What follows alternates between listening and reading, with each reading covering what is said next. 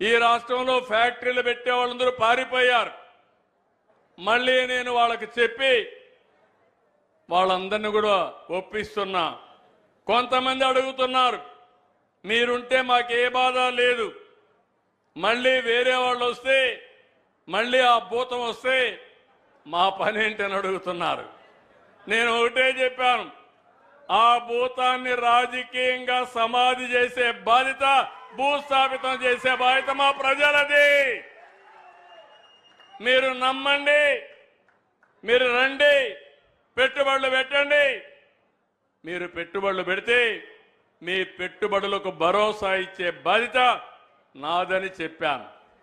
నిలబెడతారా అని మిమ్మల్ని అడుగుతున్నా, నిలబెడతారా అని మిమ్మల్ని అడుగుతున్నా. నేను అడుగుతున్నా ఒక మాట, ఏం తమ్ముళ్ళు, కులం తిండి పెడుతుందా అని అడుగుతున్నా. పెడుతుందా తిండి? మతం మన జీవితాలను మారుస్తుందా? మతం ఒకటే, ఒక విశ్వాసం.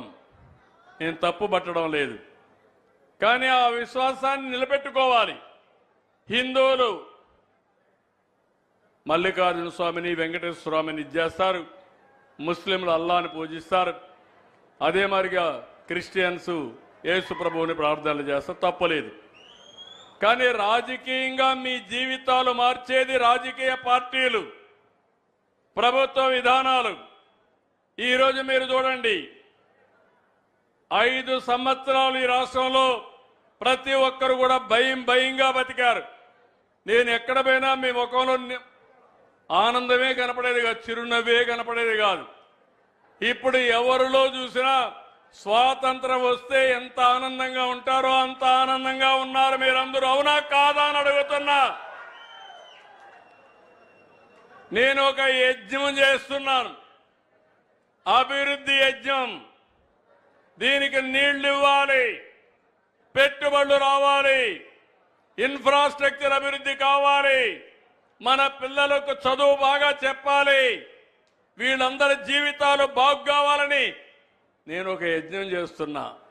కొంతమంది రాక్షసులు ఈ యజ్ఞాన్ని భగ్నం చేసి ఈ ఫలాలు మీకు అందకుండా చేయాలని ఆలోచిస్తే, ఏం తమ్ముళ్ళు, ఇది నా ఒక్కరి బాధ్యత, మీరు కూడా కలిసి కాపాడతారా లేదా అని మిమ్మల్ని అడుగుతున్నా. ఎందుకంటున్నానంటే, ఈరోజు అందరికీ న్యాయం చేసే party Telugu Desam party, NDA party. ఆ పార్టీని ఆశీర్వదించవలసిన బాధ్యత మీ అందరిపైన ఉంది. నేను మళ్ళీ కోరుతున్నా, ఈరోజు ఇక్కడ జరిగిన మీటింగు ఇది ఒక చరిత్ర, జీవితం అంటూ నేను ఒకటే చెప్తున్నా. నా జీవితాంతం గుర్తుపెట్టుకునే కొన్ని సంఘటనలు ఉంటాయి. నిన్న పోతే ఢిల్లీలో చాలా మీటింగులు జరిగాయి. తెలంగాణ, ఆంధ్ర రాష్ట్రం, కేంద్ర ప్రభుత్వంతో మీటింగ్ జరిగింది నదీ జలాల విషయంలో. కొన్ని నిర్ణయాలు కూడా చేశాం. 2 రాష్ట్రాలు మొన్నటి వరకు కలిసి ఉన్నాం. ఏం తమ్ముళ్ళు, హైదరాబాద్ని ఎవరు డెవలప్ చేశారు? నేనే కదా డెవలప్ చేసింది, అవునా కాదా? ఈరోజు విభజన జరిగింది.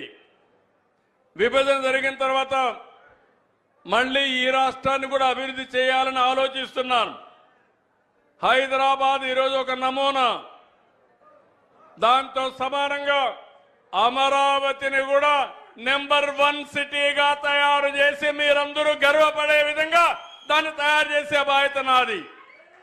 ఇది ప్రజా రాజధాని, ప్రజల కోసం నిర్మించే రాజధాని.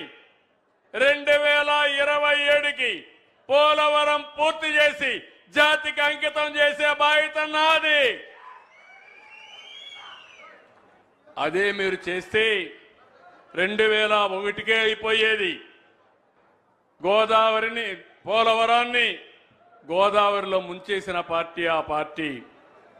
ఇంకో పక్క మిమ్మల్ని అందరినీ నేను కోరేది, ఇవన్నీ చేసుకుంటూ నేను ఒకటే ఆలోచిస్తున్నా, తెలంగాణ, ఆంధ్ర కూడా కొట్టుకోవాల్సిన అవసరం లేదు, గొడవ పడవలసిన అవసరం లేదు. మనం కష్టపడదాం, ఇచ్చి పుచ్చుకునే ధోరణితో ముందుకు పోతాం. ఈరోజు నీళ్లున్నాయి, 2 రాష్ట్రాలకు అవసరం.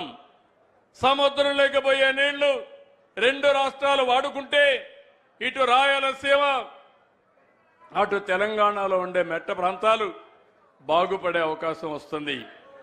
మీ అందరూ చూశారు, భగవంతుడు నాకు ఒక అవకాశం ఇచ్చాడు.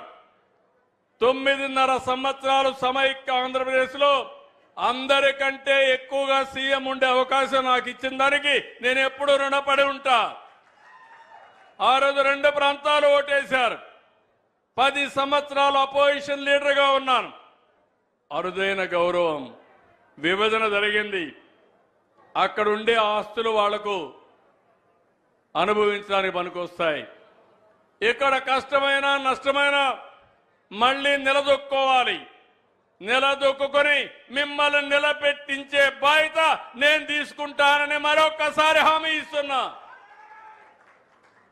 దానికోసమే నిన్న మీటింగ్లో కూడా ఈరోజు 2 పక్కల 2 బోర్డులుంటే గోదావరి బోర్డు హైదరాబాద్లో ఉంటుంది, కృష్ణా బోర్డు విజయవాడలో ఉంటుంది.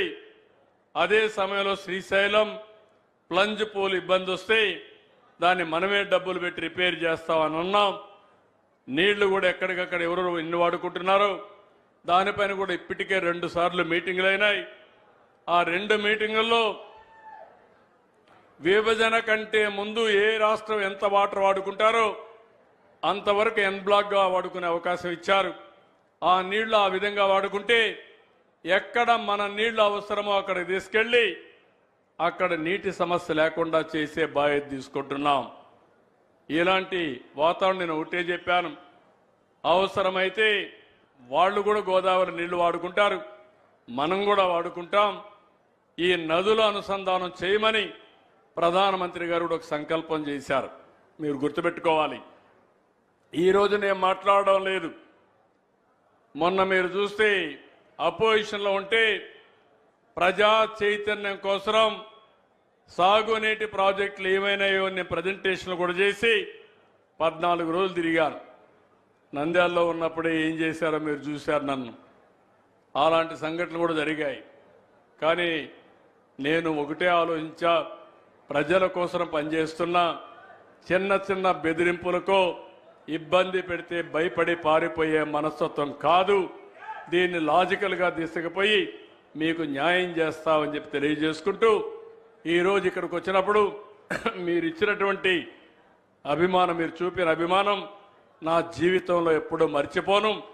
ఒకటే ఆమె ఇస్తున్నా, రాయలసీమకి ప్రతి ఎకరాకు నీళ్ళిచ్చి కనీసం 2 మెట్ట పంటలు వేసుకొని హార్టికల్చర్ పంటలు వేసుకొని మీ జీవితాలు బాగుపడే వరకు నేను మీకు అండగా ఉంటానని మరొక్కసారి మీ అందరికీ హామీ ఇస్తూ అందరికీ నమస్కారాలు.